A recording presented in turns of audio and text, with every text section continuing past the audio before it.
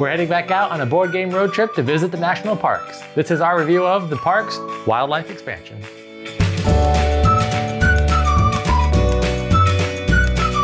Just like Parks, the Wildlife Expansion is a worker placement, resource management game about visiting the most national parks.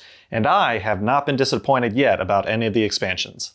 This expansion adds a lot of new items to one of my favorite games, and we'll tell you all about it after this quick how to play.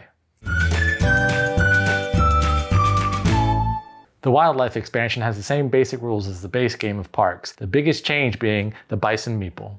The Bison meeple will be on one of the 3 available parks to be visited on the board. Whenever a player visits a park with the Bison meeple on it, they may exchange 1 token for 1 wild token. After the park is chosen, the Bison moves to the next park on the board. When the Bison circles back to the first park, the player who moved the Bison may discard one of the gear cards and reveal another. In the Stampede variant, the player may discard all gear cards and reveal new ones.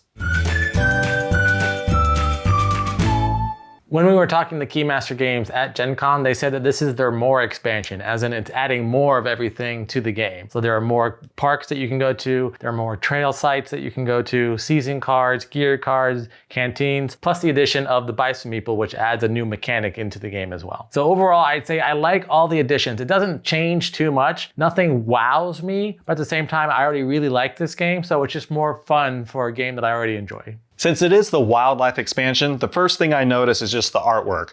There's a lot of just these animal portraits, a lot of different animals kind of put together. I thought that was really cool. The artwork is similar to the other parks artwork, but it's not anything to do with with the parks. It's just mainly the animals probably you can find in them. So the biggest change of this is the Bison meeple. So it starts on one of the 3 parks, and then when you choose that park, it moves to the next one. And the park that it's on, you can exchange 1 random token for a wildlife token. So you can turn in a sun for a wildlife or a water for a wildlife. But the other thing about the Bison is when it's on there, you can't reserve that park. So you have to visit it. So it moves to a park, and it may be a really good park. And normally when you're playing parks, oh, I really like that, I'm gonna reserve it so no one else can get it. Here, you can't do that. You have to be able to get the park. I really like that aspect about the Bison. When it moves to the front and then you can reset the gear cards, I like that as well because the main base game, sometimes you get stuck with some gear cards that you don't really like. I like the house rule that we add where you can, at the end of the round, you can take a vote, and if everybody decides that, yes, let's clear out the gear cards, let's do that, because I just feel like we like to cycle through the gear cards because there are a lot that we're not gonna try to get,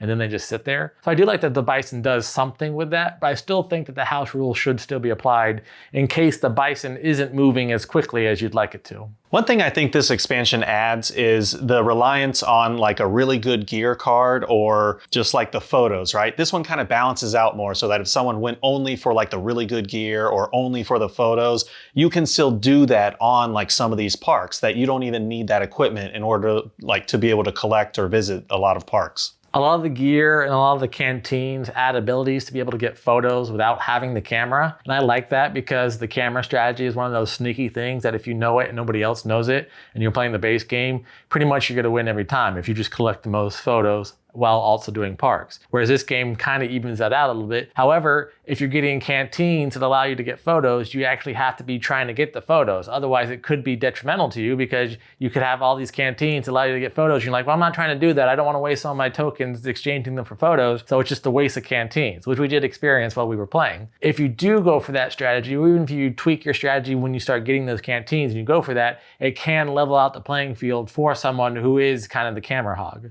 Another thing you'll notice when you visit the parks is that they all mostly either cost or they'll give you an animal, so the wild tokens. So this one gives you a wild one, this one costs a wild one, plus 2 mountains. Kind of keep that in mind. They do make, whether it's the trail or the gears or the canteens, they make it easier to get the wild tokens, but that's probably because they cost a lot in these parks too. So one thing that I'm not 100% sure about with the scoring of the game is how they're weighting the wildlife tokens, because when you look at these things, so for example, this card costs 1 wildlife and 1 mountain and it's worth 2 points. This one costs 1 wildlife and 2 trees and it's worth 4 points. but the trees and the mountains, as far as what they're actually worth when you look at the mechanics and the breakdown of the game, trees and mountains are worth the same value. So technically this is 1, 2, and a wildlife token, and this is only 1 in a wildlife, and this is giving you 2, this is giving you 4. So this is saying that this is worth 2, and this is saying that the wildlife token is worth 1. So I'm not exactly sure how it's weighted for the points. Maybe because you can also perform a park action on this one. I guess they value that as more valuable, so that's why it's the cost of it. I still enjoy it. I just feel like the value of the cards on these parks isn't as clear cut as the base game. The base game you can immediately look at and go, okay, this is why these parks are worth this amount, and this is what my resources are worth to get those parks. It's like you're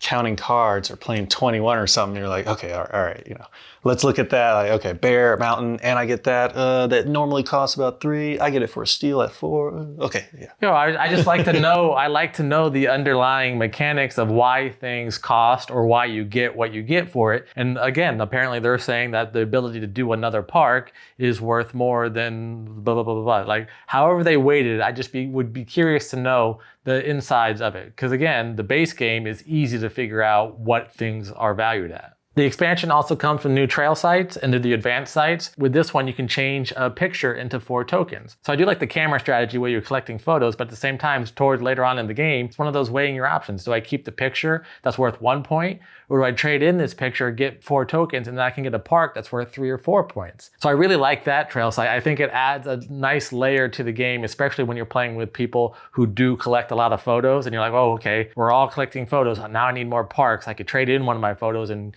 get a couple extra points. I really like that trail site.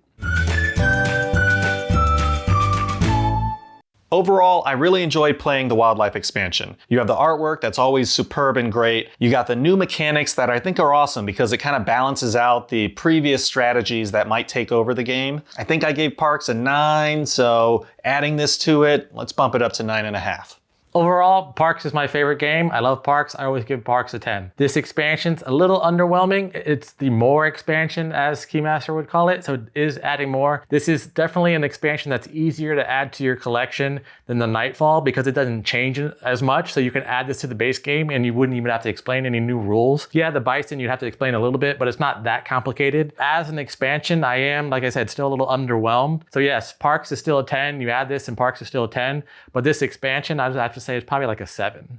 And that was our review of the Parks Wildlife Expansion. What'd you think? What's your favorite park? Let us know in the comments below. And if you're enjoying our content, please like this video, subscribe to our channel. And to watch our review of Parks, the base game, check out the link in our description below. Until next time, I'm Lee. And I'm Kenny. I go party like a board gamer.